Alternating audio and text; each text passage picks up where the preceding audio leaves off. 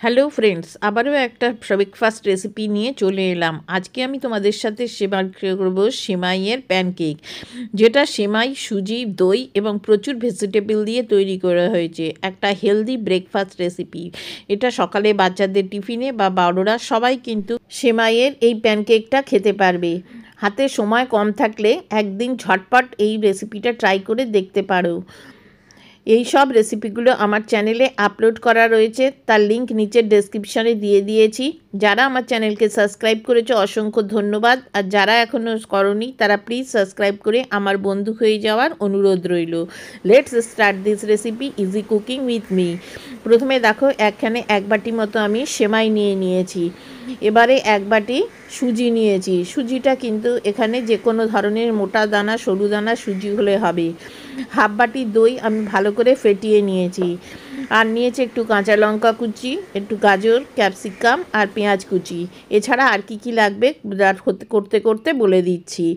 একটা প্যান বসিয়ে 1 চামচ মতো তেল দিয়ে দিলাম। দিয়ে সেমাইটা দিয়ে এটাকে খুব ভালো করে লাল লাল করে ভেজে নিতে হবে। মিডিয়াম হিটে এটাকে ভালো করে ভেজে নিতে হবে। 5 থেকে 7 মিনিটের ভেতরে দেখবে যে সেমাইটা এরকম লাল লাল করে ভাজা হয়ে গেছে এবং এটা বেশ লাল হয়ে গেছে।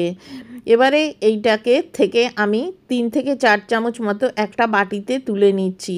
এটা আমি পরে ব্যবহার করব এবং বাকি সেমাইটা নামিয়ে ঠান্ডা করে নেব। এবার একটা বাটি নিয়ে সুজিটা দিয়ে দিলাম। সুজিটা আমি কাঁচাই ব্যবহার করেছি।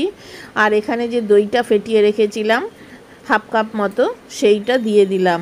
বাটিটা ধুয়ে আরও হাফ কাপ জল দিয়ে দিচ্ছি। দিয়ে এবারে সুজি এবং দইটাকে খুব ভালো করে মিশিয়ে নিতে হবে। দেখো এরকমভাবে মেশানো হয়ে গেছে। এবারে এর ভেতরে আমি আরও একটুখানি জল দিয়ে দিচ্ছি, বেশ ঘন মনে হচ্ছে বলে। এবারে দেখো খুব ভালো করে আমি ফেটিয়ে নিয়েছি। এবারে কিছু শুকনো মশলা দেব। প্রথমেই দিয়ে দিচ্ছি স্বাদ অনুযায়ী লবণ। 1 চামচ মতো আমি চিনি দিয়ে দিচ্ছি ব্যালেন্সের জন্য। আর যেটা দেব হাফ চামচ মতো চাট মশলা, আর একটুখানি কাশ্মীরি লাল লঙ্কার গুঁড়ো। ঝালটা তোমরা তোমাদের পছন্দ মতো দেবে। আর 1/4 টিস্পুন মতো গরম মশলার গুঁড়ো দিয়ে এবারে দইয়ের সাথে এইগুলোকে খুব ভালো করে প্রথমে মিশিয়ে নেব। খুব ভালো করে এটাকে মিশিয়ে নেবে যেন কোনো লাম্পস না থাকে। যখন খুব ভালো করে এটা মেশানো হয়ে যাবে তখন এর ভেতরে যে ভেজে রাখা যে সেমাইটা আছে সেটাই ঠান্ডা হয়ে গেছে, সেই সেমাইটাও এর ভেতর দিয়ে দেবো। দিয়ে আবারও খুব ভালো করে এটাকে মিশিয়ে নিতে হবে। খুব বেশি ঘন মনে হচ্ছে, সেই জন্য বাকি যে জলটুকু ছিল সেইটুকু দিয়ে দিলাম। প্রথম এখানে আমি 1.5 বাটি মতো জল ব্যবহার করেছি। এবারে এটাকে ভালো করে মিশিয়ে নিয়ে এটাকে ঢাকা দিয়ে 10 মিনিট মতো রেখে দেবো, যাতে সুজিটাও জলটা সোক করে ফুলে যায় এবং সেমাইটাও বেশ নরম হয়ে যায়। 10 মিনিট ঢাকা দিয়ে রেখে দিচ্ছি। 10 মিনিট পর ঢাকাটা খুলে দেখো এটা বেশ ঘন হয়ে গেছে এবং সুজিটাও বেশ ফুলে গেছে এবং জলটাও টেনে অনেকটা ঘন হয়ে গেছে। ঠিক এই রকম কনসিস্টেন্সি থাকবে। এটা কিন্তু খুব বেশি পাতলা হবে না ব্যাটারটা। এবারে এর ভেতরে কিছু সবজি অ্যাড করব। প্রথমে দিয়ে দিচ্ছি, দেখো একদম ছোট ছোট করে কুচি করে নেবে সবজিগুলো। পেঁয়াজ কুচি, ক্যাপসিকাম কুচি আর একটু গাজর কুচি। আমি যে এখানে যে সবজি ব্যবহার করেছি এই সবজি যে তোমাদের ব্যবহার করতে হবে এমন কোনো কথা নেই, তোমরা তোমাদের পছন্দ মতো সবজি অ্যাড করতে পারো।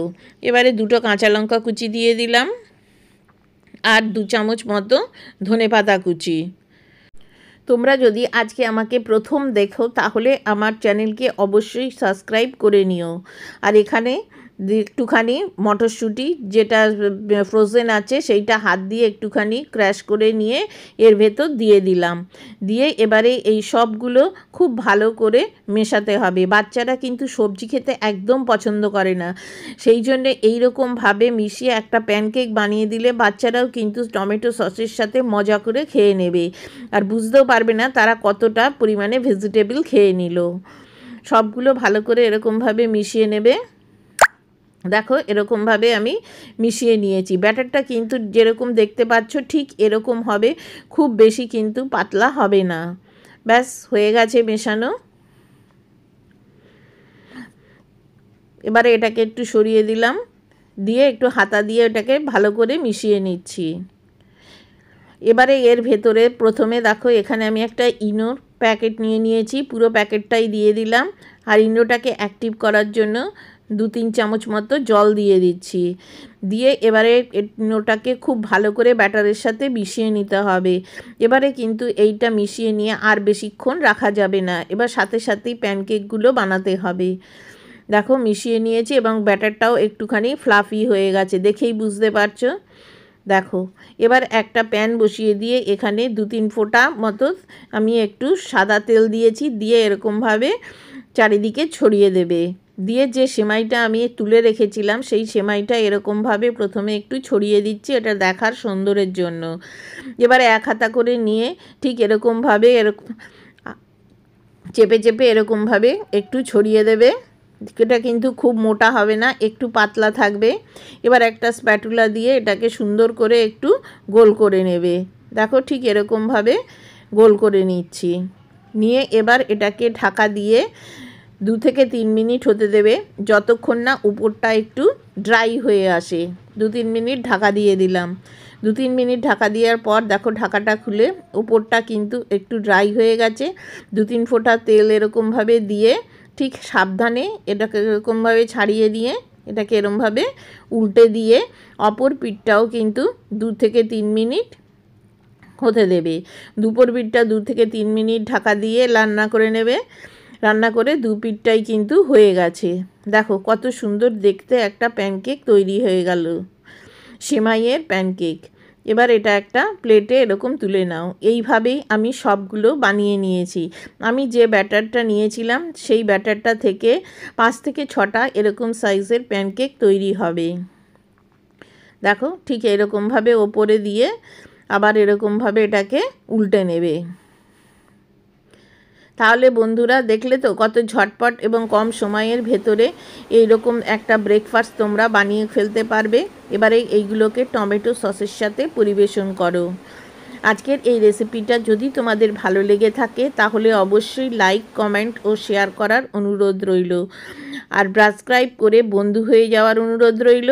পাশে থাকা বেল আইকনটা বাজিয়ে দিও, যাতে যখনই আমি কোনো নতুন রেসিপি আপলোড করব সবার প্রথমে তুমি তা দেখতে পাও। ফেসবুক থেকে দেখলে আমার 2টো পেজ আছে, বাঙালি রান্নাঘর এবং ফান কুকিং উইথ বন্যা। সেই পেজ দুটোকে একটু ফলো করে নিও, লিংক নিচের ডেসক্রিপশানে দিয়ে দিয়েছি। পুরো রেসিপিটা আমার সাথে শেষ পর্যন্ত দেখার জন্য তোমাদের সবাইকে অসংখ্য ধন্যবাদ। Thank you.